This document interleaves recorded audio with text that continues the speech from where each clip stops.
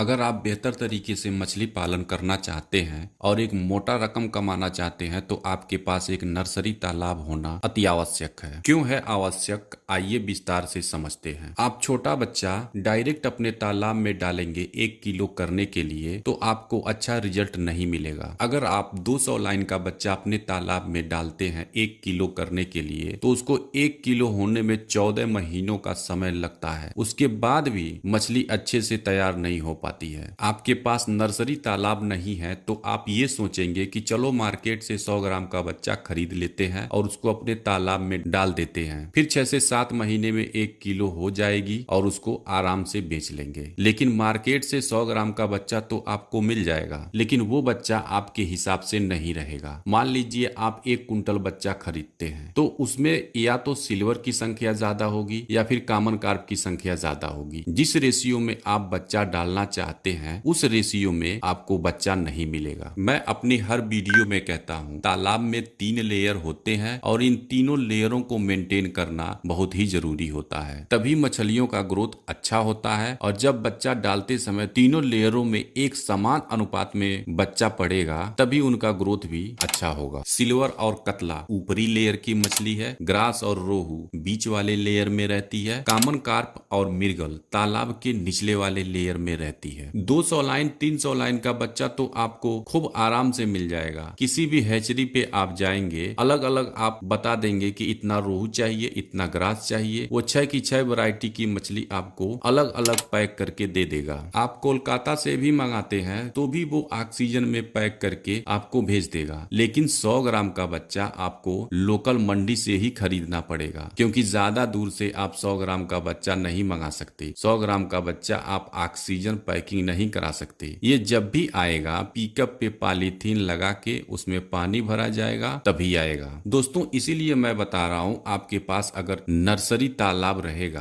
तो आप उस नर्सरी वाले तालाब में ज्यादा छोटा नहीं बस 200 लाइन का बच्चा डाल देंगे। जब अपना नर्सरी रहेगा तो बच्चा भी अपने हिसाब से पड़ेगा। आप किसी भी अच्छे हैचरी पे जाएं, वहां से अपने तालाब के अनुसार रोहू, कतला, मिर्गल, कॉमन ग्रास और सिल्वर यानी कि 6 की 6 वैरायटी की मछली को अलग अलग पैकिंग कराएं और अपने नर्सरी तालाब में डाल दें। 200 लाइन का बच्चा अपने नर्सरी में डालेंगे तो 6 से 7 महीने में वो 100 ग्राम का होगा। जब वो 100 ग्राम का हो जाएगा तो आपको ये एग्जैक्ट पता भी रहेगा कि इसमें कौन कौन बच्चा और कितना कितना बच्चा है। फिर आप उसको अपने बड़े वाले तालाब में 1 किलो करने के लिए पलटी करवा दें। दोस्तों जब मछलियां एक तालाब से दूसरे तालाब पलटी होती रहती है तो उनका ग्रोथ भी अदर मछलियों से काफी तेज होता है। अगर आपके पास नर्सरी तालाब रहता है तो आप चाहे तो हर महीने मछली बेचते रहेंगे। अब हर महीने कैसे मछली बेचेंगे, चलिए इस पर भी चर्चा कर लेते हैं। इसको कुछ लोग मल्टीपल स्टॉकिंग और मल्टीपल हार्वेस्टिंग भी कहते हैं। इसके लिए थोड़ा सा आपको दिमाग लगाने की आवश्यकता है। मान लीजिए पहली बार आप अपने बड़े तालाब में 100 ग्राम का बच्चा स्टॉक किया तो 3 से 4 महीने में ही कुछ मछलियां 1 किलो की हो जाती हैं। सारी नहीं, कुछ मछलियां। आप उन